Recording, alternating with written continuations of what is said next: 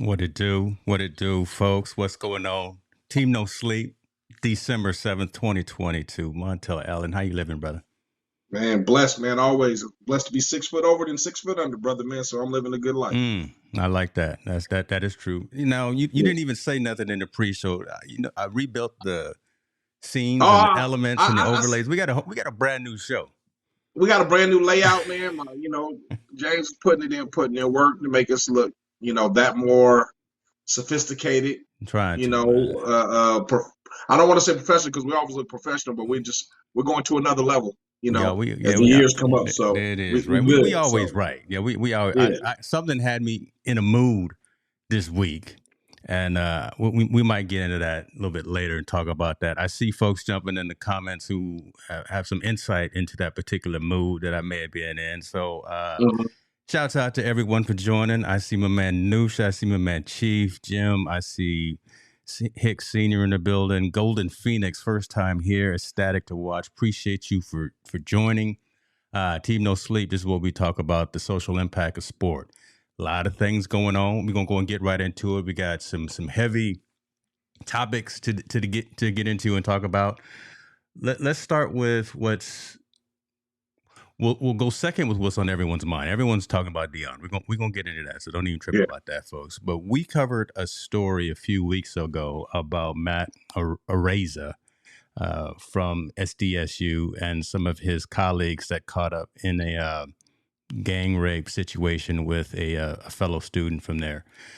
Just came out literally 2 hours ago, right? That the charges for Matt and the other gentlemen who were named in that criminal assault have been dropped. So Yep. no charges filed. Yeah. You wonder about that, right? So the DA has come out and said, ultimately, prosecutors determined it is clear the evidence does not support the filing of criminal charges, and there is no path to a potential criminal conviction. All right, so two dads here of daughters. Hmm. We can look at it from that lens. We can also look at it from what happened, whatever happened is one story versus another story. He said, she said, that kind of thing. What happened? You know, the investigation, everything that happened at the hospital, all of that, right? Have that Hmm. conversation. Hmm. Let's try to talk about all of those different aspects and all those different scenarios. So again, you're Yep. close to this area. So talk to me about what you thought when you first saw that these charges for Matt and his other teammates were actually dropped today. When I saw that it was dropped, I was, like, wow, I was happy for Matt because now his future can go on into the NFL and he can get his life back together. You got to imagine this kid was drafted high as a special teams player of the year, and now and then everything got shaken up, and he got cut from the Bills, Yeah. had to go back home. Everything happened for him. Basically his life went crashing down, right? All of his dreams, everything he worked so hard for, went crashing down due to this incident. Right. He's always claimed his innocence, even from back then. And I know I played devil's advocate if he was guilty or if he wasn't guilty. I said if he was guilty, he should be charged as is. But it's showing right now that he's not. There was nothing to support her claims.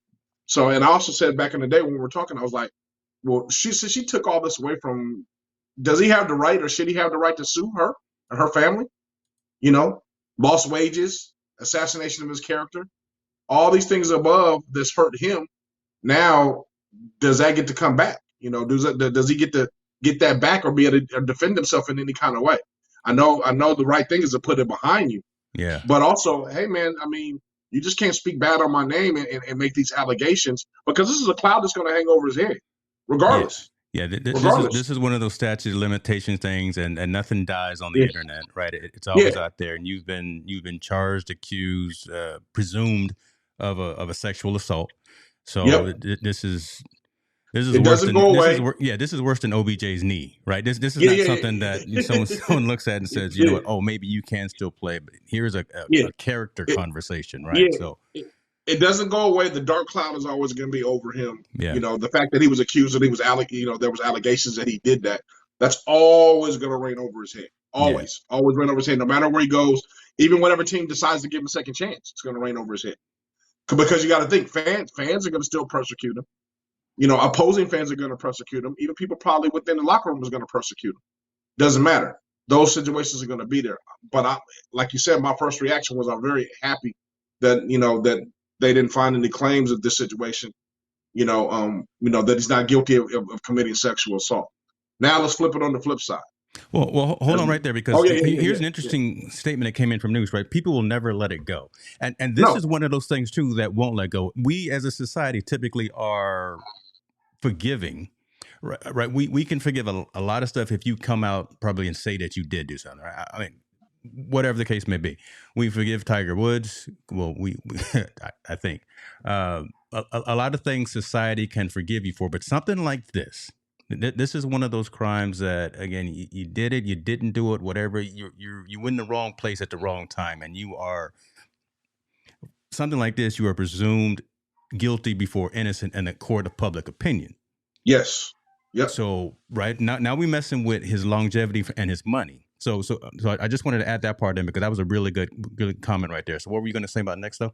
Yeah, no, I'm just saying you're right. I mean, it's going to affect his money, and like I said, what team gives him another chance? I mean, they are, because he's so talented. He's going to get another shot at the NFL. He's going to get his opportunity to play and redeem himself. But like I said, on my side, like, I would go and want to clean my name. I would counter. I mean, me personally, if I was innocent, I would countersue. I would sue back. Look, I was found innocent. You slandered my name. You slandered my character. You did all these things in the media and in the news. You and your family tried to persecute and try to ruin everything that I worked so hard for. Now it's my turn. I'm going to sue you. I'm going to sue you for all the money, the wages that I lost, and all the damages you did to my character. Whether he ever gets a dime of that money or not, just on principle, I'm going to sue. Okay, that's what I was going to ask, because probably not going to get a lot of money, right, from this individual, and maybe not even her family. But if you're talking about to kind of make a point and on principle, yes, that could be something as well. I was gonna say we're not saying, folks, we're not saying negative, or I mean, we're not saying guilty or not guilty. We're just having that conversation right now. We're having that awkward conversation, trying to look at both sides of this situation. Yeah, and I'm putting myself in Matt's shoes. I'm putting myself in Matt's family's shoes. I'm gonna put myself in her shoes in a second. I'm putting myself in his shoes. I would sue. I would definitely sue, like I said, to clean my name and clear my name and do those things. And also, like on that platform, now I want a public apology. Wow. I would want a public apology, because at this point, I don't think people understand. He lost millions of dollars. Like, the potential for millions. Generation wealth amount of money he lost. So he lost all that based on these allegations that weren't true, or doesn't presume true, at least from the DA standpoint. So I would want an apology, and I would countersue, just to clear my name, just so I can say, hey, I fought for my name and to clear this. And I can also see if Matt's just going to, I want to put this behind me and just move on with my career and try to get on, get on and live my life. But man, something like this, like the person said, you're guilty by public opinion. Public perception is all you're going to be found guilty of. And especially in the type of environment, college football party environment. Yeah. Alcohol, drugs are all there. San Diego. I've been on the campus. Yeah. Know the campus. Yes. San Diego. I mean, that's, I mean, for that to happen, for something like this to happen wouldn't surprise me, because of that environment, right? Yeah. That environment that they're in. And that's unfortunate, but that is a reality, folks. It is. So yeah, that's a reality in that world, because I can see that happening. So the fact that he wasn't found guilty of it, the fact that they didn't find the evidence to support her claims, shows me, like I said, I would want to clear my name. Again, I don't even know the two other gentlemen. I don't even know if they're going to get an opportunity to play college ball again, because they transfer out of San Diego State. I don't know if they get another opportunity. I mean, if I'm a coach, I don't know if I'll bring them on my squad. I don't know. I really don't know. I'd have to do a big time investigation before I would allow those guys to transfer. And even with Matt coming onto the NFL team, I'm going to have to do my due diligence on him to bring him on board. Let's make sure you're good and everything's right. Let's make sure people you're around them. Yeah. Yeah. Let's make sure this is behind you, right? Like your psyche is on point to play football again, because you got to think. Imagine, man, you're the number one special teams player in the world. You get drafted, and it all came down. It all crumbled in a matter of weeks. Actually, remember, she made the allegation. He was cut like the same week when the allegations came out. Just like that, yes. Yeah. That exact same week, it was cut. So, can you imagine his psyche? We talk about mental health and psyche. Can you imagine his mental health and psyche? What he has to go through? And we'll talk. I'm gonna talk about the young lady. Don't get me wrong. I'm gonna defend her side, because I from a father's standpoint. But I'm saying from him as a player standpoint, can you imagine his psyche? Is he now he's I'm sure he's ecstatic, but he just went through the last 6-7 months of hell. So Everything's gone. what did he lose from his craft, right? From Yes. his what he was making in terms of preparation, in terms of training, and all of that. I mean, those are conversations that you just read the headline and you don't think to dive that deep into it, right? But again, there's just so much that goes on about this negative situation overall. That it's true. Golden Phoenix negative situation overall, and it's sad to see. But I mean, you got to think about it, James. What if everything was taken away from you? Everything's gone. You don't have no opportunity to make money. You don't have this podcast no more. You don't have your wife no more. You don't have your family no more. Everything's taken away from you in a week. What mental psyche are you going to be with? You get them back in a year, but what mental psyche, when you get them back in that year, are you the same person? No, man. I don't even want to fathom that. That's not something that. That's what I'm saying. Yeah. I can't imagine Matt Araiza. He was in camp, about to be signed. I mean, he was signed, about to be one of the top players in the NFL, special teams wise, all this stuff. It's all taken away from me. He is not the same person no more mentally. He's not. He may be stronger. He may be broken. I don't know. I really don't know. But he is not the same person. I can tell you that right now. That's all. True. That's true. Okay. All right. So folks, chime in the comments because again, we're going to continue the dialogue. So now let's flip the script a little bit. Yep. And let's talk about the young lady. The young lady and her family, right? Because again, it's a domino effect, right? If the family obviously is going to be on her side and believe that everything that she says is true. So now there's a whole domino effect of now the family's involved and they're getting looked at differently when they go to the local Starbucks and just a whole lot of different mental heartache and pressure for mom and dad and brother and little brother and little sister, right? Going to the element. I don't know if she has all of that, but again, so let's talk about the young lady. You know what? I feel bad. I feel bad because I'm not gonna say it's a lie. I'm not gonna say her truth is not true because evidently she felt this way to say that. But since it's not proven, I know she's devastated, right? She's devastated probably. She's hurt. She's probably embarrassed. She's probably all the emotions you can imagine: anger, furious, frustrated. I get no justice. Everything under the rug. I'm sure she feels that way. I'm sure her family feels that way, probably 10 times more. Yeah. Now that this has been done, it's been settled, and he's not going to be guilty of criminal charges. Now it's the healing part. Like, how can we help get her over it? Because again, just like Matt's not the same, she's never going to be the same again either. Yeah. She's not. True. She's never going to be the same. She's not going to be the same person. She's not going to be trusting of people. She's going to be very leery of situations she's always in. She's going to have that wall from now on up, and rightfully so, right? Rightfully so. So I feel bad, man. I mean, just because I'm glad Matt gets to do his career, I don't want to say I feel sorry, but I feel bad for her. She's got to endure public scrutiny. She's got to endure her own scrutiny. She's got to deal with she's got to deal with a lot of insecurity now, right? Yeah. Because she doesn't feel safe in certain environments at all, I'm sure, after this. And you think about this. So what I got on the screen, this isn't done. Right, so the criminal part is done, right? There is no double jeopardy. So, but there is still the civil side. And correct. You can see right here from the screen, the lawsuit we filed was not in the criminal justice system. It is only in the civil system that a victim of. Listen to this, folks. It is only in the civil system that a victim of sexual assault can achieve justice, and we plan to do just that. And that's the lawyer for the young lady.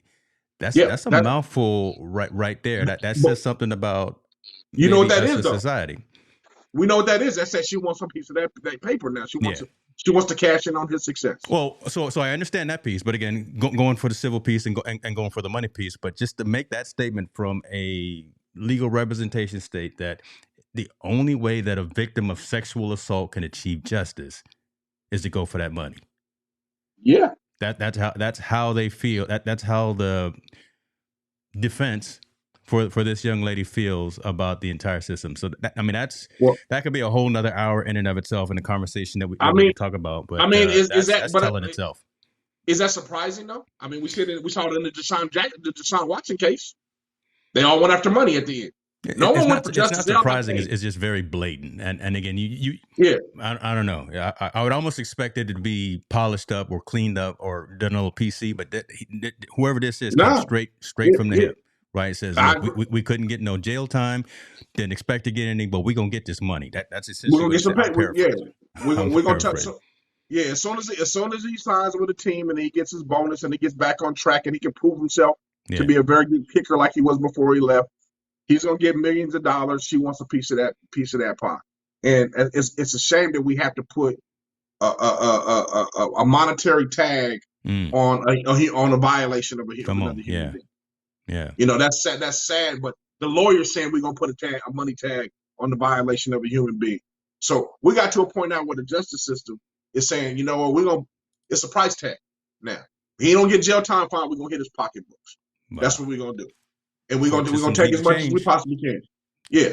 So and then again, you know, I don't know either way or wrong because neither one of us are. I don't even know the whole story, but this young lady right here, if she's lying, why does she deserve anything? Man, don't let that come out. We talked about this earlier as well. Yeah. Man, don't let it come out that this has all been fabricated and this was just a drunken stupor or whatever the case may be, or jealousy. Yeah, but Again, wait, we don't know, but man, let, let, don't let this. but let's be clear on this show. Let's be clear on this show. Okay. Oh, If hey, she was, hey. I don't excuse her age. Her age is something different. Her age is hard. You know, that's hard to Yeah, she was determine when you're in a 17. Yeah, college she was party. 17. Right. A college setting. So they don't know her age. They think she's probably an adult at a college party doing her thing. Hmm. If she was drunk and intoxicated and was consenting to have sex with these boys, why is that rape? You got to ask yourself, is that rape? And I would ask yourself, that was my daughter. If my daughter was 17 years old at a college party that she had no business being in, she's drunk, and she consented for these young men to have sex with her, is that rape? Mm. Yeah. You got to question if that's rape. You got to question if that's rape or not, because you can say she's young, okay, you had sex with a minor and blah, blah, blah. But at the age of 16, 17 year old, Be you scared actually of the know. questions that you ask, right? Yes. Be scared of the questions that you ask, Yeah, right? you got to be scared. So if she was consenting in this situation, it's not, in my opinion, it's not rape. Mm-hmm. You made a cautious decision, whether you were somewhat intoxicated or not. You made a cautious decision to lay down with these young men and have sex with them. That's not rape. Now, because they disrespected you afterwards, because they didn't want nothing to do with you afterwards, because your parents found out and now you decided you want to press charges because you're scared. Whatever the case may be at that point, the action that they did, in my opinion, is not rape. She consented to do this thing. And I'm speculating. This is not. Yeah. Please don't say I'm telling the truth. I was going to throw that little caveat in there, but that's that's true. I'm all speculating, but I'm saying if that's kind of the case and that's the situation, we as a society and we as fathers and we as mothers and we as parents and we as a society need to ask ourselves, if this young lady consented at that point, is there rape? We got a bigger problem then. She's got bigger issues to deal with on that side. I'm going to go back to this one comment that I did not go over. Mom, I appreciate you for being here as well. She said, maybe sue, but don't take too much action. Let karma take its course. You'll be surprised how things happen to those who do you wrong. That's a noble perspective to say, and just don't know if that's going to happen this time. Because again, we got people in public eye. We got the legal system. We got sexual misconduct. We got possible rape. We got a whole lot of things that are happening. Right? You know what reminds me of the story, man, and I even hate to bring it up, but I mean, I think there was several years ago, there was a young lady that was raped in the Bay Area, San Jose area, by some football players, supposedly raped or whatnot. They found out it was consensual. They recorded it. They put it on social media and all that stuff, right? They basically ostracized her out there in the community. All four of those guys lost their lives. Those three young men had to go to jail. And since she was so much under such scrutiny, she ended up committing suicide. And I can't think of the name of the young lady or what happened, but wow, this young lady, I'm fearful of that, because public scrutiny and social media and all these pressures on people can drive these young people to commit suicide acts. And I hope if someone gets it to her, please don't do that. Your life, you still have a lot of life left to live and to heal and to get over this and move on with your life. But the pressures can cause these types of things, you know. So I hope she doesn't drive. I hope this situation doesn't drive her in that realm for that, because that family doesn't need to go through that. She doesn't need to do anything like that. You know, this is something you can heal from. It's not. You can heal from this. You can move forward. But that's a scary part of this. That's a scary part of it. It ain't like in our day, if something like that happened, the family can kind of keep it to themselves. The family can even move away and go somewhere, and no one will know about it. Those days are no This longer is over. global now, right? Yeah, yeah, This may happen in one little room at 1:30 in the morning after a party, but again, this story is now global. So we'll see yeah, how it continues to break up and evolve. But we wanted to touch back on it because we've got Mondale and I have connection to San Diego State University. He's been on the campus. I've been on the campus. You know, it's all these kinds of things. We'll continue to follow it, folks. That's what we get into. That's what we do. yep, absolutely. Cheryl, good to see you. Thank you for jumping in. Appreciate you for stopping by. Is Montel Key you on Twitter? Okay, Jim. We gonna get into it, brother. He know about it. Okay, yeah. I love my community, man. I love our community. Absolutely, These folks absolutely, man. is legit. Yeah, our community is the truth, man. I'm trying to stay off of it right now. I'm gonna get into it, but we're gonna I'm say trying that to. for a little bit later on in the show. All right, But yeah, y'all man, I'm glad. Like I said, I'm ecstatic for Matt to be able to continue his career. Sorry for this young lady that she lost, but I mean, hopefully, like your mom said, that karma prevails. Right, what's gonna happen is already written. It's gonna happen the way it's gonna happen. Yeah. I just hope there's no more pain in this whole situation. It's kind of all behind everybody. Got you. That's true. We will keep our eyes on it, though. All right, let's go ahead and get on into Deion, prime time. No longer Jackson State. Well, for one more game, he got one more game. We know. Shouts out to Jackson State for going undefeated in the regular season and going back to the what is it, the Cricket Bowl? Is that where they going? Yeah, somewhere. Yeah, HBCUs need to get a better name for the bowls. Yeah, but he's going shout out back to North Carolina Central too. NC Central, man, they playing against Jackson State. Shout out to them as well. Yeah, no, that's true. I'm watching it. I'm gonna be watching the game. But immediately after the clock strikes 0, Deion is jumping on a plane and going to Colorado. Mm-hmm. Deion has taken the opportunity to take his talents as a coach and move from Mississippi to Colorado. And this right here is an uprising that's happening online in social media on both sides. He's getting just reamed on both sides. I put out a YouTube short today in preface to, I know talking about it this evening. Does Deion owe anybody anything?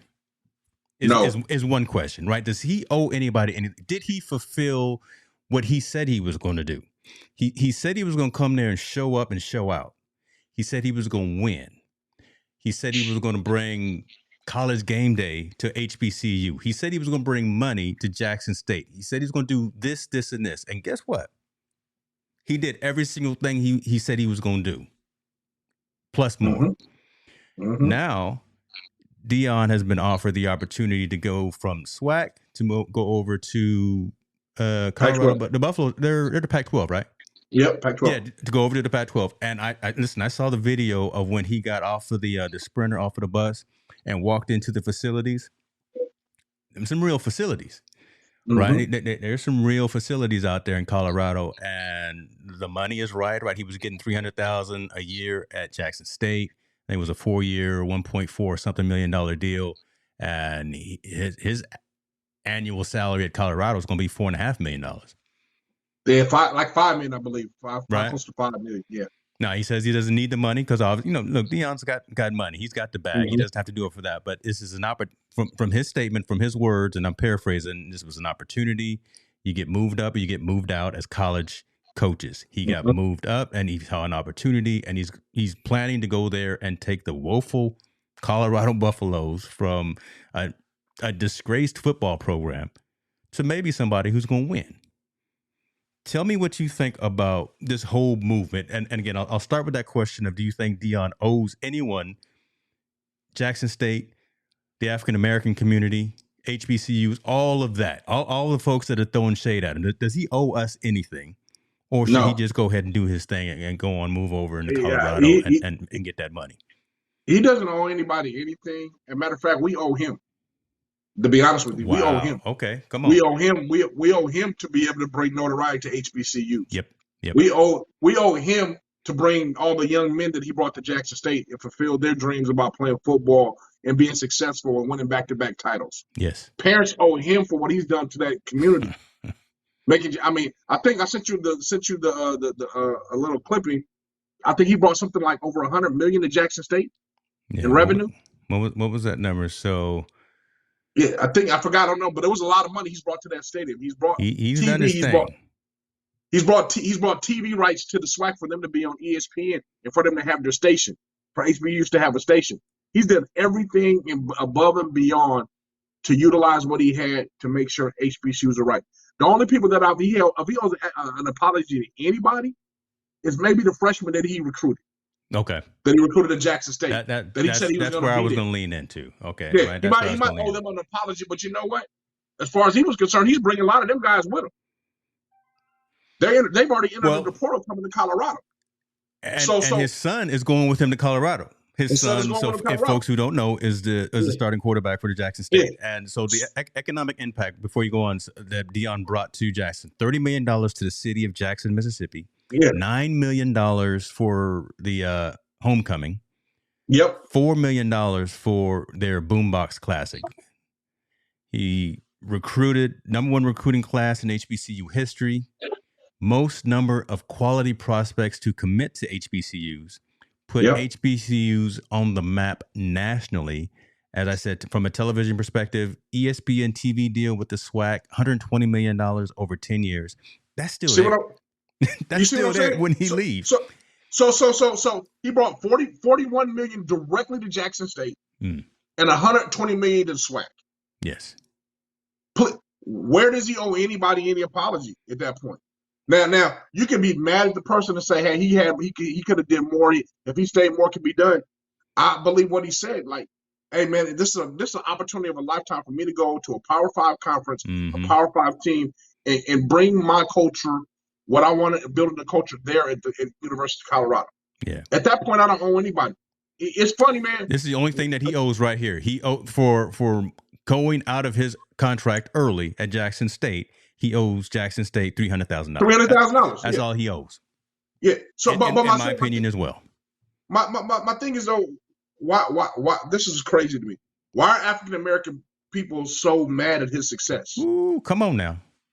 I'm serious, man. Why are we mad at his success? We're the only man. We seem like to be the only culture that gets mad at other people's success. We hate on it. This brother in 3 years changed the losing program to a successful program, and now has the opportunity to move up into the bigger ranks. Why is that bad? We don't do that to Harbaugh. Do you see them exercising Harbaugh at USD? Harbaugh was at University of San Diego. Harbaugh won championships there. Yeah, he got an opportunity to go somewhere else and go somewhere else. You think USD people was mad at him because he did that? There was no outcry, but all of a sudden, all these people now have an outcry because this man done what he said he was going to do above and beyond, and has an opportunity to be successful at the next level. Why are we not supporting him like they support Harbaugh? I'm going to say I liken it to crabs in a barrel. And why is it that everyone knows what I mean when I say that? Why is it that our culture, our society, our community is that way? When someone... Yeah. We just went over the facts. You can look them up for yourself. Those are real numbers, and Jackson, Mississippi is still going to have that. Now, Jackson, Mississippi didn't have water for a while. They were going through some situations. Deion called some friends, and next thing you know, they got all that taken care of. There were millions of dollars still trickling into the university, to the city, to the state, to the conference. He is SWAC.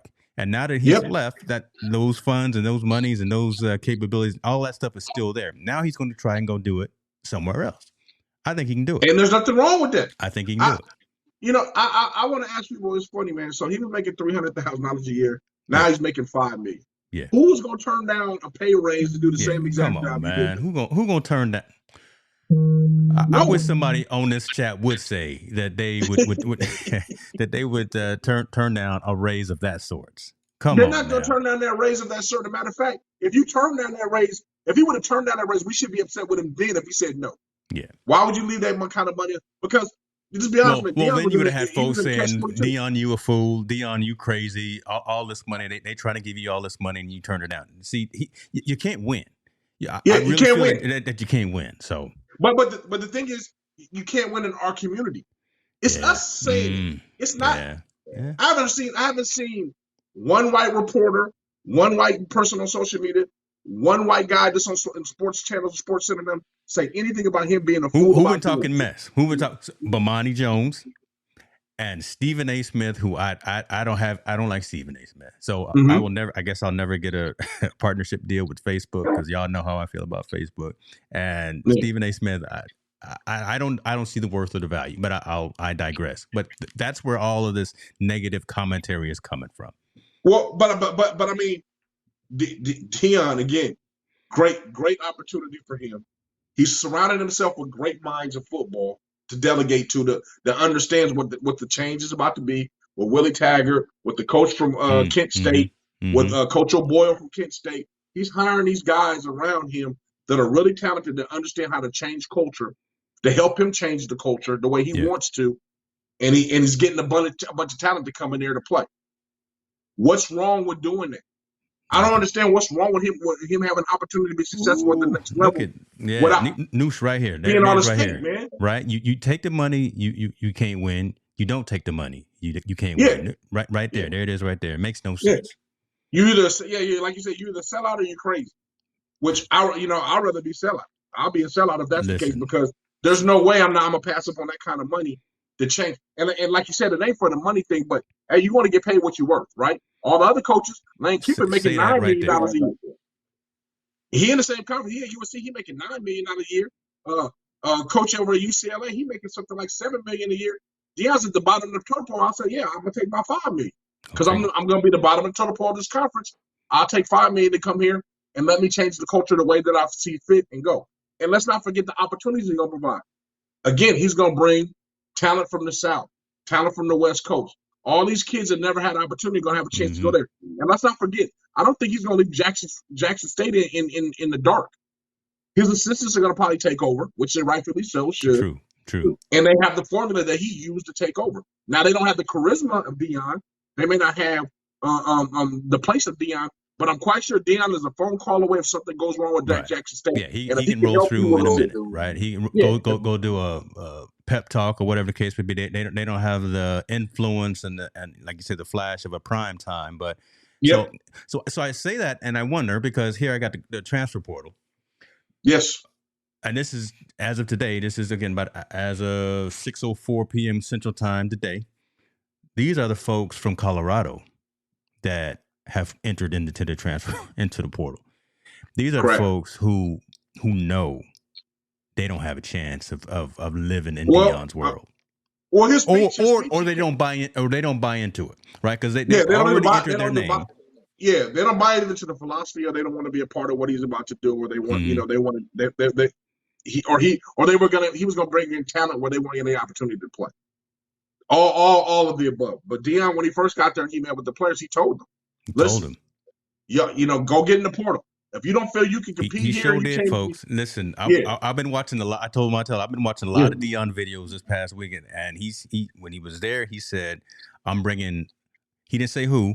He said, "I'm bringing in a quarterback." He said, I'm bringing my quarterback. He He told it well, straight up, I'm bringing my quarterback. but I didn't assume it was his son right at the jump. But then after I listened to it again, just like Jim is saying, yeah, he bought over Shakur and wanted to set him up. Yeah, Right then, all the other little second string, third string wannabe quarterbacks at Colorado said, oh, "Okay, we yeah, not gonna make it. yeah. You're not gonna start here. Yeah, Right. started. We He was can all talking. say we're gonna compete for our job, but come on, this man is taking Hey, his squad up to 11-0, so he's got the job. All these other hey, little players that don't want to work, that want to go party and want to go live the Colorado lifestyle and don't want to be in the books and be in the playbook, they in the portal right now.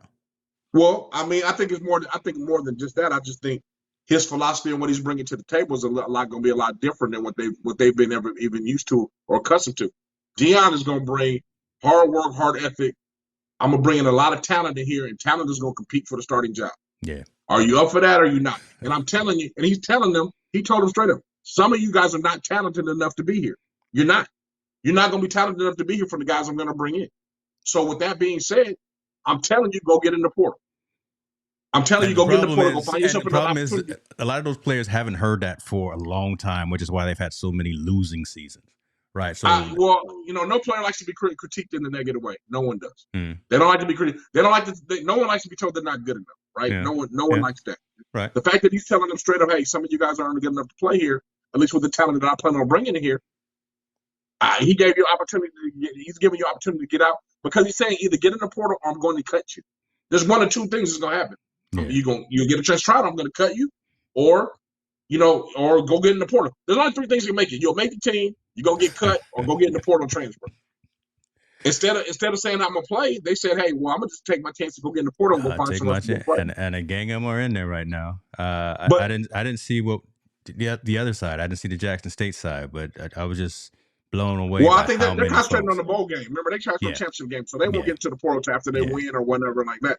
But I believe Deion will be honest with a lot of the guys from Jackson State that will try to transfer there. He will tell them, "Hey, this different level. This ain't for you. Mm-hmm. This you can't come here and play here like you was playing at Jackson State." So there's a different level to this thing that's going on, and I think he will be able to decipher through all that and grab the right kids to be in there. Like you said, the one person he did say he was bringing over was his quarterback, which is his son. I have no problem with that. His son was in the van with him as they got out. Listen, I have no problem. That's nepotism at the best. Why not? If that was me, I'll bring my son, daughter, uncle, cousin, mama, grandma, everybody coming. If I got a job for him, I'm giving him a job because I believe that's okay. That's the foundation of being successful. If your family's there with you, he wants to bring his son with him. I'm all okay for it. I think people need to get over it, man. I think he's putting himself in a situation to be a successful coach, to be one of the guys that's going to be able to change the culture. He's going to put himself, if he pulls this off, Deion is going to be mentioned in them Nick Saban's conversations. Wow. Not that he's going to have not that he's had that much success, but he's going to be that guy. He can come in somewhere and change an entire culture and make it a winning culture. And a lot of coaches can't do that. A lot can't. That's why you always see these guys, this carousel always going around with your college coaches, because you can't do that. Nick Saban's better do it. Lane Kiffin can do it. The boy down at Mississippi State, he can do it. There's certain coaches can do it, and certain coaches that can't. Deion is doing something that he can. Yeah. So let me ask you this, because you're really close to the whole college football environment. How much time we give him? How much time we give him to get to a bowl game? How much time we get to at least a 500?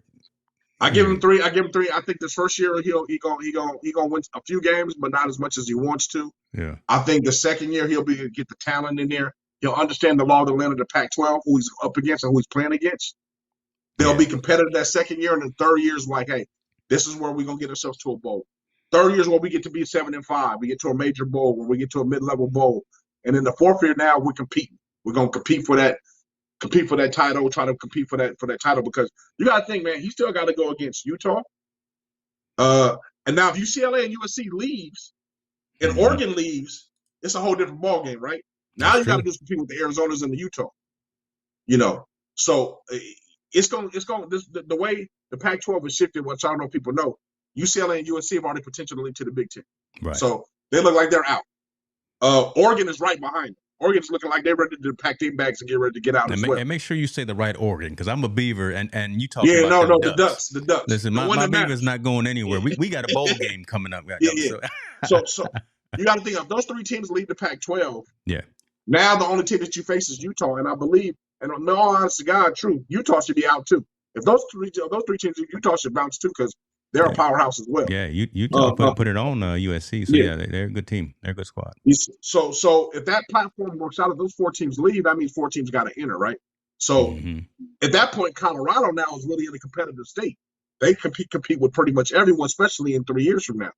Because the guys are supposed to be the powerhouses, the ones that make really all the big money, the ones that have all the big NIL deals are actually gone. They're in a different conference.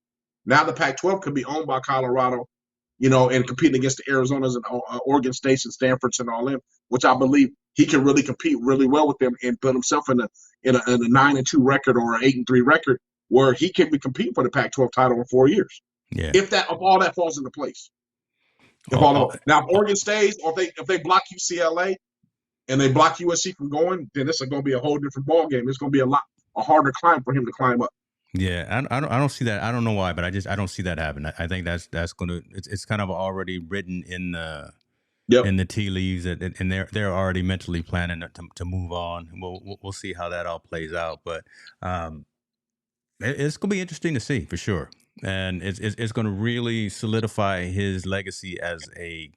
We know he can play. He's in the hall, right? I mean, dual sport but coaching athlete. the players But I'm gonna say, different. but this is really going to, him on the sidelines out there with the Chip Kellys and the Lane Kiffins and all that. This is going to be really something interesting to see. But I'll let everybody know out there in the land, most NFL players can't coach. And I'm gonna tell you why a lot of them Why can't you coach. messing? You talking about Jeff Saturday? Why you gonna talk about Jeff Saturday? No. I'm not talking about him. I'm just saying Why most you NFL talking players about? have a hard time He coaching trying with them transitioning. Colts, man. He trying. No, but I'm saying they have a hard time transitioning into college coaching because being in the NFL, especially if you've been there for a long time, it's next man up, right? Yeah. You have a 250-pound linebacker runs a 4.4. Right behind him is another 255 linebacker running 4.4. Yep. That's why there's no fall off. There's not a lot of fall off in the NFL when guys get hurt, except maybe at the quarterback position. In college, you're not privy to that. You don't have, this guy's an All-American stud. The guy behind him is a guy that's a sophomore that's just getting ready. He ain't even ready to really play a lot. Wow. So yeah. When those injuries and stuff come, it's hard because the NFL guys are having a hard time adjusting. First, they think everybody's supposed to play like him, or when he was in his career. And then two, it's not a cookie cutter. I don't have a guy on the bench. When I lose a 300-pound lineman, there's another one right behind him. When I lose another 300 pounds, there's another one right behind him. In college, you don't have that. You lose a 300-pound lineman, and that might be your whole offensive line. Everything goes to hell. Then you start going to someone on special teams. You start reaching for someone else to come in and fill that spot. So I think NFL guys have a hard time adjusting to that, and I understand why. I mean, come on, you've been in the league. If I go down, the dude behind me is just as good and on his way to being the better than me. Yeah, he's a professional. They get to that level. So I think Deion has been able to negate that kind of false pretense about NFL guys and be able to go into college realm and be able to be very successful. We got to remember, he started at a small little private school in Texas, coaching. Yeah, that's true. He changed that program. He changed Jackson State when he got the opportunity. And I hope his success continues and he's able to change Colorado with no hiccups. Yeah, it's going to be a lot of chatter, I think, again, from the folks who, again, never laced them up, right? Talking to the analysts, the traditional analysts. One thing I did like last night, I actually finally heard SVP Scott Van Pelt on ESPN talking about what we always talk about, the portal and NIL and the opportunities that are now being awarded and faced, and what each school has to deal with as all of these kids are entering that portal, right? Going from a Jackson State or going from an Alabama, going from wherever and going to get this Colorado NIL money, this LA NIL. It's hard to compete with that. And again, this whole revolving door, even of this transfer portal, and is it working the right way? Because it's kind of the Wild West, right? The portal is taking the word commitment out of the ball. Yeah, game. Exactly. It's taking the student out of the athlete, out of the conversation, right? They're less focused on the education piece and more worried about, again, that NIL piece and then how they're setting themselves up for that next level. The word commitment and signing your name to a letter of intent, that does no longer that means nothing anymore. Unfortunately, it doesn't mean anything anymore because now that the portal's been there. And the craziest stat, as of I think 12 today, there's over 3,800 people in the portal. There's not 3,800 positions open in college football all the way. So we have more people in the portal than there are positions in the play from Division I, Division II, Division III, all the way down.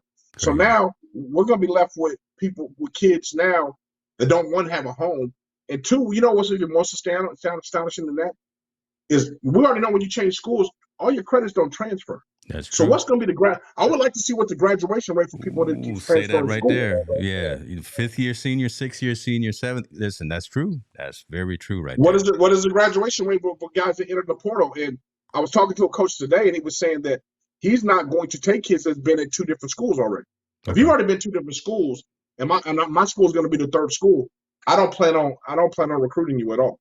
Because that shows that you don't have a sense of. That says something about loyalty. Your mindset too. Yeah, it questions your character about being loyal to a program and being successful in a program. You want to jump ship. It's just like you, like it's in the workforce, right? You get a resume and the guy's been at 4 or 5 jobs in 5 years.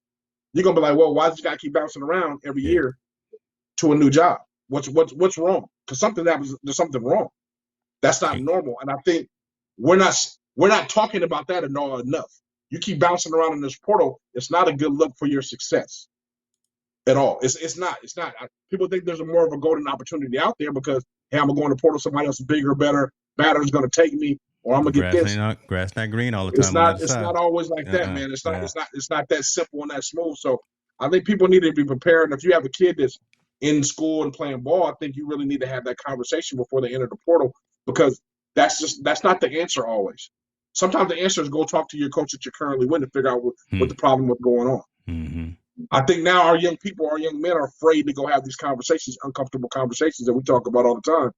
They're afraid to go have them with these adults and say, what's going on? How can I get on the field more? What do I need to do to work harder? What do I need to do? All these things. Have that uncomfortable conversation before you decide just to bolt. I don't think that's always the answer. Now, in some cases it is the answer, but I just don't think that's always the answer in all these cases.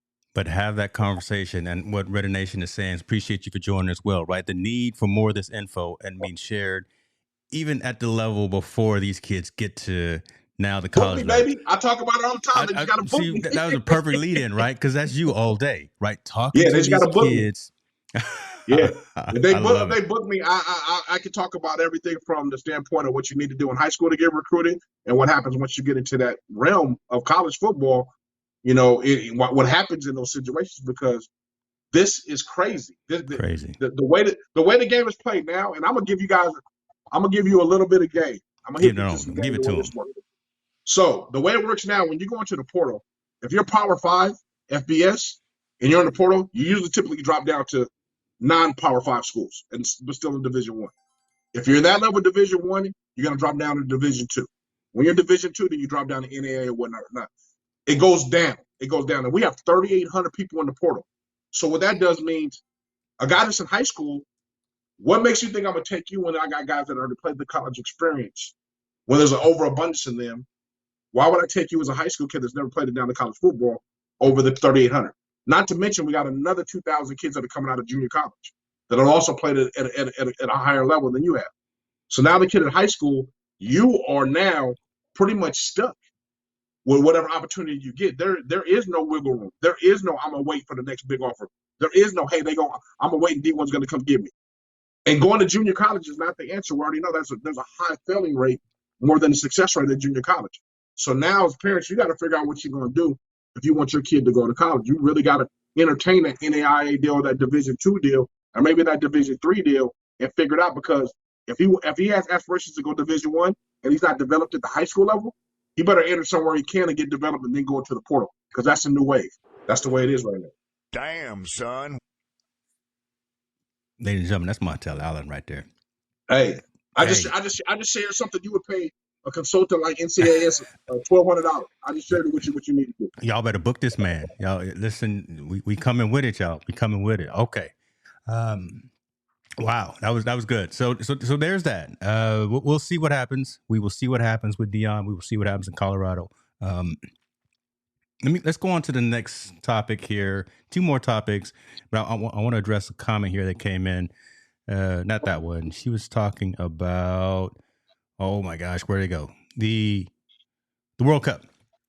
So yeah, sure. So we hadn't actually planned to talk about the World Cup, but I know of what's going on at kind of the 35,000 foot level. I know that the U.S. men's team. Oh man, the U.S. men's team. I don't know about the men. Man, leave us alone, man.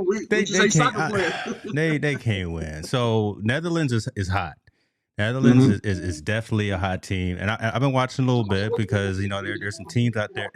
There's backstories, and I like backstories. So the whole Brazil team, and they are probably Brazil. It's Brazil's tournament to lose, right? Yeah. And the whole fact that Pele right now is having some health issues, right? So that's kind of the backstory that I look at, because I know he's watching it, and I know Neymar's out there. He wants to win it for him, and just Pele being who Pele is to all of us old school cats, it would be a cool story if Brazil won. But you got to get through Argentina. That's the team that everybody's been saying. Argentina's supposed to be the hit. You got to get through Messi, all 3 foot, little short dude, but Messi is a bad man.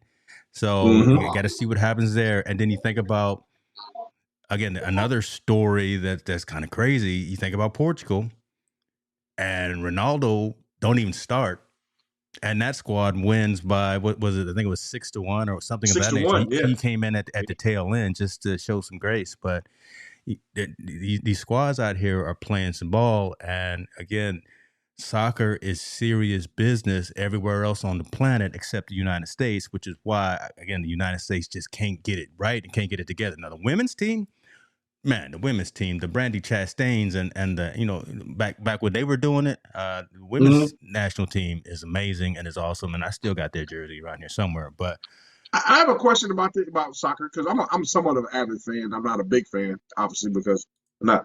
But how come the World Cup hasn't been held in the U.S.? Is it because we can't hold the capacity of fans in any venue, or why don't we have it here? I don't know. So okay, Monday morning quarterback answering the question, and folks who probably know better, like Cheryl talking about, they know.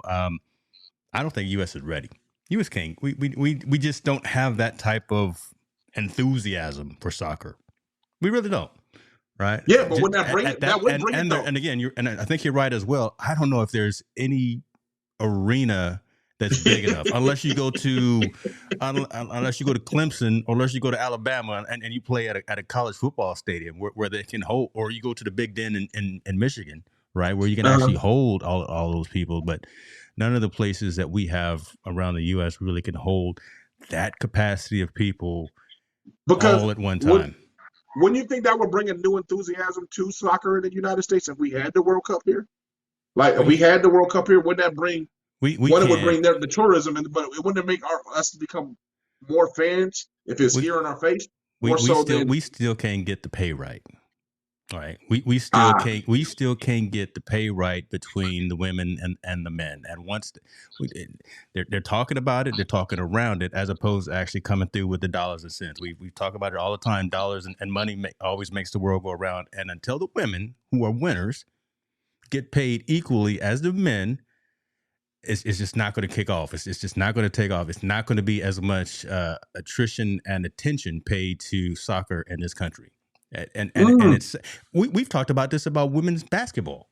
Yeah, WNBA. right, but we talking about a different magnitude when it comes to World Cup though. That's something completely NBA championship, World Cup, no comparison to fans and the fans that come there. I love NBA and the TV money's on there, and that's great. Yeah. But when you talk about fans and fanatics and probably an experience of a lifetime to go to, man, I bet you the World Cup is something we can't never even compare to thinking about in this country. I'm saying, why, if we want to get United States involved and get us really passionate about the sport, why haven't they brought it to the U.S.? That's right. And Jim coming through. That's right. 94 at the Rose Bowl. Right. That's the game I was talking about. There's the Brandy Chastain game right there. So yeah, my bad. Okay. So appreciate you, brother. I didn't know that. Like I said, I'm not a soccer fan, so I didn't even know that was there. So 94 is when she took off the shirt, right? When she won, yeah. right? And why is that the only thing that everyone remembers, right? Oh, I'm saying that's because I remember the celebration, right? She took off her shirt and was celebrating. Right? Yeah. So that's the women's World Cup. I'm talking about bringing the men's World Cup. Men can't win, brother. Men. Well, the United States can't win, but can you imagine how many Mexico fans would fill up that stadium? How many Argentinians fans would fill up that stadium? And I say that as a challenge. I don't say that disparagingly. I say that as a challenge and an opportunity to the U.S. men's team to go to get out there and practice, get on the pitch. I'm saying, man, bring the men's World Cup to the United States, and I think you'll get more of a United States fan base, more so than not. Because if it came here in '94, bro, we 2020, we're about to go 2023. That's been damn near 20-some odd years, or 30 years. So, yeah, I would like it if it came to the U.S. Man, I think I would be more of a fan. But again, we don't get to watch soccer every day and all the time like they do in other countries either. Just like they don't get to watch football. So it's kind of a different thing. But as far as World Cup is concerned, man, I'm happy. I can't wait to the final match because that's the one where That's the one you're gonna watch. That's the one like baseball, right? Yeah, that's what I want to watch. Chief is saying that I guess in 2026 it's probably going to come to down into your area, SoFi. We'll see. Okay, I haven't done the research on that. We'll see. So that'll be dope. We'll go We down got there. to be on the We'll have sideline a on that one, bro. we'll We got to have get a them sideline community. passes for that. Yeah, we'll have a well. I was checking on our credentials for a particular event. They haven't come through yet, but we still Yeah. pending. We'll stay tuned. Yeah. Stay tuned. NFL going worldwide. That's a good conversation, folks. Appreciate you having that. Yeah, 2026 World Cup. We'll see. You know, maybe we'll do a Team No Sleep meetup at the World Cup. Okay, Absolutely. we're gonna speak it into existence. College football. We talked a little bit about that. Let's talk about some of these bowls that are coming up. I'm Mm-hmm. just excited because my OSU Beavers are playing in a game. So we got the Cricket Celebration Bowl that's happening on the December 17th. And then we Mm-hmm. got my Beavers playing in Vegas. They're playing the Gators in the Las Vegas Bowl. And Mm-hmm. then shouts out to, I say, I'm not worried about any of these other teams, Rose Bowl. I'm not worried about all that. Who cares about all that? Where my UCLA? And they're supposed to be playing, who they playing, man? They playing Pitt in the Tony the Mm-hmm. Tiger Sun Bowl. Man, they got to come up with some better names in there. Your boy Jimmy Kimmel got a bowl. Yeah, in LA. Yeah, your boy Jimmy Kimmel got a bowl. Got a bowl. he busting out them dollars. He know what time it is. So this has been actually a pretty good college football season, semifinal, and now playoffs. And the committee, the 13 on the committee got it right. 1 through 4 is right. You Michigan, think so? TCU. I think Michigan. Right? I do. Michigan, TCU, Georgia, and the Ohio State. I think they do. I think this is good for some new squads to be in there. I got tired of seeing Alabama. I love Alabama. I love Nick Saban, but it's good to see someone like a TCU in there because they. I'm like, come on, TCU. Okay, let me ask you a question then. Yeah. So, in your opinion, do you think Alabama could beat TCU? Yeah, on their best day. Yeah. No, okay. In your opinion, do you think Alabama could beat? On both of them on their best day, doing what it is that they do, going at it, playing their A+ game, Alabama could take it. Now, okay, do you think Alabama could beat Ohio State? They've done it before. Okay, so why if you just said a team because their body of work this year hasn't shown that, and this is a conversation I was having with my wife, and again, it's subjective, right? Yeah, point spreads, and so it's that's why I'm asking you the question. I see where you put me. I see where you. If there's a team, if you feel there's a team that can beat either one of those teams out there, then why isn't that team that you feel that could beat either one of those teams in the playoffs? Like me personally, I'm a TCU, and I'm gonna tell you right now, everybody on the stage over here, I'm picking TCU to upset Michigan. Dude, don't do that. Come on, Michigan. That's where I was born in Michigan. I got to root for Harbaugh. I got him and his khakis. TCU to upset Michigan. Oh my Lord! See, we gonna end up having disgruntled arguments right now. Okay. Nope. All right. We'll see. We'll do a gentleman's wager on that.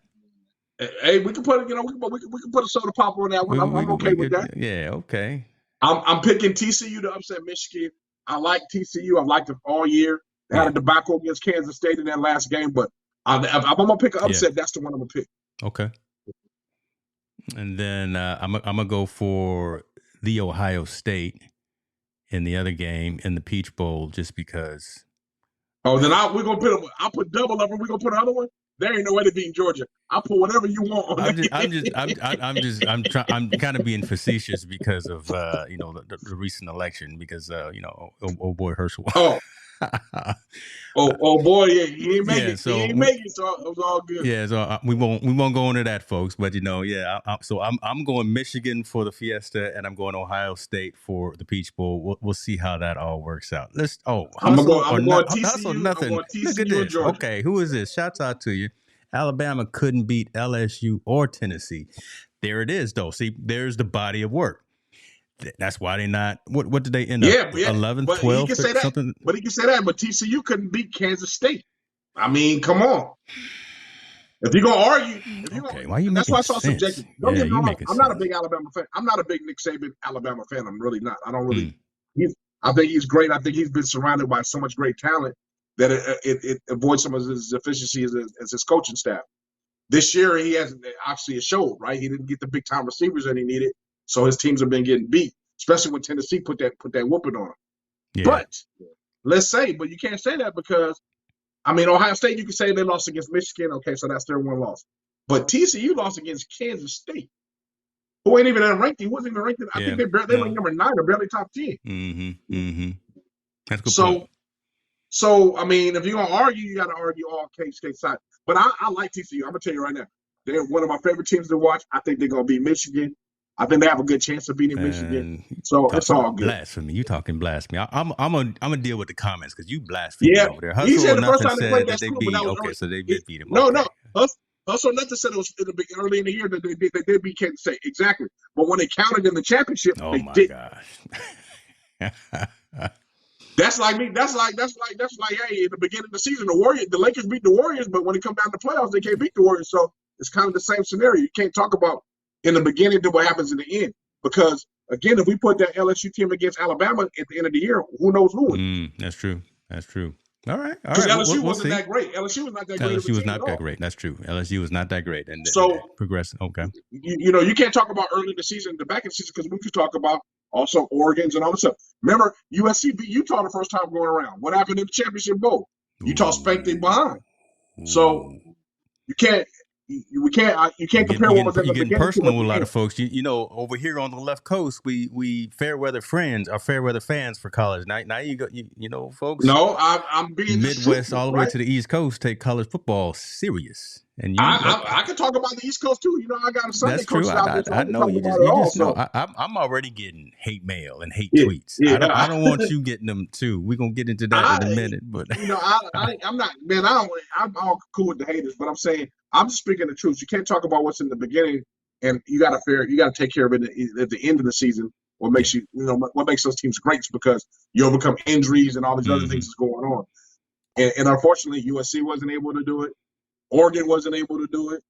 TCU faltered at the end. Luckily, they got themselves in. And to Alabama's credit, they played very good at the end of the season. That's true. That's just the realization of it. One of these days, maybe one of these years, or maybe at the start of next year, we'll talk about this statement right here. There really should be more teams absolutely. in the playoffs. Absolutely. This has to be addressed. I mean, there has this is just pure facts right here. That's no questions, no ifs, ands, or buts about that. All right, brother. You good? I think we covered all the topics that we had on the agenda on the Runner Show. You good? Yeah. Oh, yeah. I'm good. You always good. I need a drink. Hold on. All right. So hold on. Let me get my mind right here. Had a couple of comments this week from folks out there in the community. I'm not even gonna call a person in the community. I'm just gonna say somebody on the fringe, reaching out and saying some things. Hold on, you taking a drink? Let me take you off screen for a minute. No, go ahead, man. I'm good. I just want to wet my whistle real quick. And I wanted to address them. I definitely don't want to be blind to any of these remarks and any of these statements because we are completely transparent in terms of the things that we do at Hicks New Media with Team No Sleep, with Perspectives in Focus, and with the Digital Collective, all of the offerings that we provide from a content creation perspective. Now, one of the comments that I got was actually not too bad. Here it is right here. And I blocked out the name of the person out of respect. And the comment was, what would you say to the young brothers who want to get your merchandise but can't afford the hefty price tag? Let's not price our young brothers and sisters out of the market here. And this was in regards to, we launched the in-house merch store. All kind of swag, all kind of merch, all kind of things going on. So specifically Team No Sleep, let's take a look at all the things we got out here. And we got some dope gear, folks. So social.hicksnewmedia.com. Go out there and get your stuff. The pricing that you see, so let's take a look at the bucket hat, $22.50. The hoodie, the version 2 hoodie there with the logo on it. What we got there? We got the hat with embroidered on the side and on the back, embroidered, not just regular old film or anything of that nature. And then we got we got 2 shirts. No, we got another hoodie and we got another shirt. Pricing $45, $47, $30, $23, $22.50. The reason why our prices are slightly elevated compared to some things that you probably see from other creators and other venues is because, quite frankly, this is all quality gear. And consciously chose to have everything made in America as opposed to have things shipped from China, Vietnam, wherever else, right? So I wanted stuff made in Jackson State, made in California, made in Colorado, made in wherever. I wanted stuff made here to send it out to folks. So you know how it is, folks. It costs more to have gear and things that are made in the United States delivered next, as opposed to paying export fees and things of that nature. So that's one reason why the pricing is the way that it is. It's because it's higher quality gear, and again, it's made domestically. We right now have a promo running for 40% off anything that you buy. So, and we will continue to run promos like that. So pricing from that perspective, I just wanted to be clear to that individual who left that comment. I think we ended that conversation on a mutual level. So wanted to definitely put that out there. I like to add to that though. I mean, it's funny, we can look at ourselves as a small entity, a small business, right? And I know we see all these things on social media, support your small business and do all those things. But it's true. I mean, you'll go out and spend $100 on a Kanye t-shirt or a Kanye West sweatshirt, but you want to be mad at us because we charge a slightly higher pricing point than other ones. But I can tell you right now, I was at the Nike outlet store the other day, and every sweatshirt there was $50 plus. Bruh. And it's the same kind of sweatshirt. It was $50 plus. We find t-shirts that are $30 plus. And I think we want to be able to give everyone the best price, and we want everybody's support. It's not what I'm saying. I'm just saying you guys got to look at us. We're kind of a small business up and coming, and the bigger and the stronger we get, the more we can lower the prices for everyone to have a piece of this gear. But I'm glad he's interested in the gear, right? Yeah. That's one thing I was very excited. I understand the pricing point, and we can figure that out so he can support us and rock the brand. But the fact of the matter, we're gonna need support if you in this realm if we want this to be successful. Exactly. So we're doing this is a business, right? So yes. I mean, we love to get on here and talk Wednesday nights and chop it up and have these awkward conversations, talk about the social impact of sports and things of that nature. But these lights, these cameras, this internet bandwidth, this time is our time enough valuable enough to you to whereas you can go ahead and go and probably get one of these $12.95 mugs, coffee mugs. I don't know. With 40% discount. Oh, listen, 25% off for everyone is just happening right now. But folks who know what the code is for the 40% off, if you don't know, DM me or send me a message, and I can give you that code too. So come on now. So I want the audience. I wanted boxers. I wanted Team No Sleep boxers, but he ain't put those on there yet. Hold on. I did. So you want some? Oh my God, I can't. You want some underwear? You want some drawers? Okay. Oh yeah. Okay. You gotta have a box of briefs that says Team No Sleep on them for everybody to have. I'm a Meraki man. I'm a Meraki to the core. That's true. So we got the fleece shorts, and we got them in black and we got them in white, and they've got, I don't know if you can see it on the screen there. They got the little piece logo right there. So we got these in black and white. Now those, just like the beanie, are for members only. So yeah, you gotta become a member to get that. That's exclusive swag, y'all folks. So shouts out to that. But okay, so we can get some draws going. We can make the boxes exclusive too. Yeah, we can. Come on, man. We got the boxes that says focus on it. We gotta have a focus on them, and we gotta have a Team No Sleep on the box. We can do these things. So all right. So hopefully we're clear on that. And listen, when you go to social.hicksnewmedia, listen, you can watch the show live. Everything is happening right there. The whole catalog of content from all the shows. Join the membership. Do a one-time option as well to donate. You can join our Discord community. Follow your boys on Twitter and Instagram. So there you go. That's that. So that hopefully addresses that particular statement right there. Now let me see what's going on. Yeah, see, Cheryl, you okay? We're gonna get these draws going. We're gonna get the draw. Gonna order my gear. Focus. Send me email me or send me a DM so I can give you. Listen, H&M 40. There's a discount code right there. H&M 40. Use that promo code when you go into the store and get your 40% off. I'll buy Team No shorts at Montel. Dude, okay, the show done gone a whole different direction there, Jim.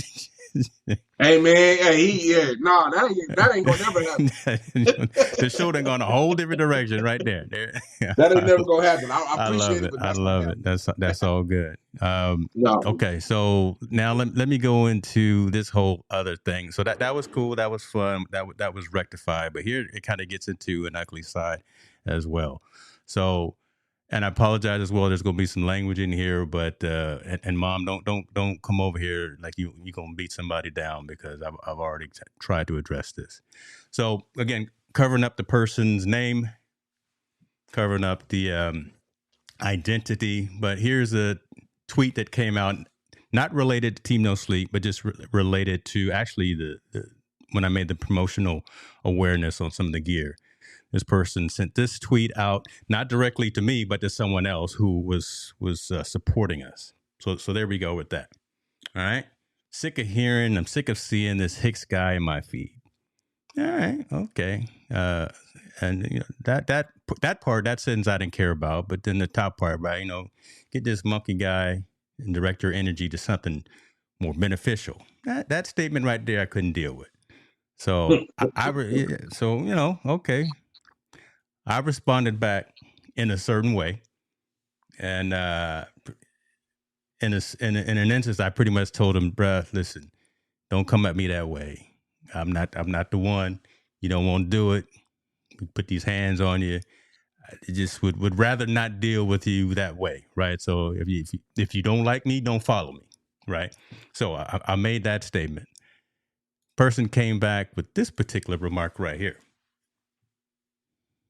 I'm not even gonna read it out loud. Y'all read it for yourself. You see it. Now, again, talk about me all you want to. I don't care. I've been in the IT field for over 3 decades. My skin is thick.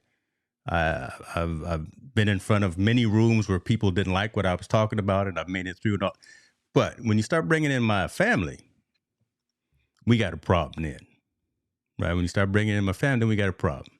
So this is what I've been going through this particular week. So I'm slightly irrational, slightly emotional, a little sensitive, because you get that warm feeling where you want to go take care of business, but my wife reminded me that I got things to lose, and I've got ramifications for some of the activities that if I was to progress with this. And we did some back research of this particular person on Twitter and found out that this person may not be completely stable.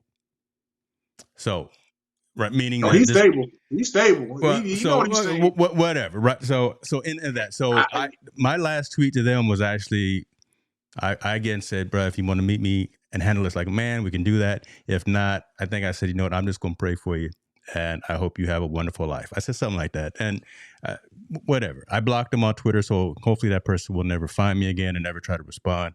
I think actually the folks at Twitter actually they didn't close his account, but they actually issued a warning to that individual for hating and spreading hate speech.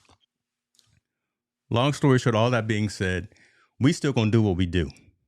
Montel and a lot of other folks have told me, again, if you don't have haters out there, you're not winning, right? So I'll get over it, but y'all know I absorb a lot of these things a lot of times, so I'm deal with it, gonna move on and try not to let it affect me. We're still gonna bring you this quality content, hopefully this is something that you guys can resonate with. And if you don't like what we're doing, tell us in a constructive way. Don't come out of right field like that, right? Tell us, and we can adjust if necessary. But be grown up, be constructive about it, and let's grow everything together, man. So okay, I'm done now. You go ahead and chime in, brother. No. First of all, we ain't chimpanzees, we ain't monkeys, we hyenas.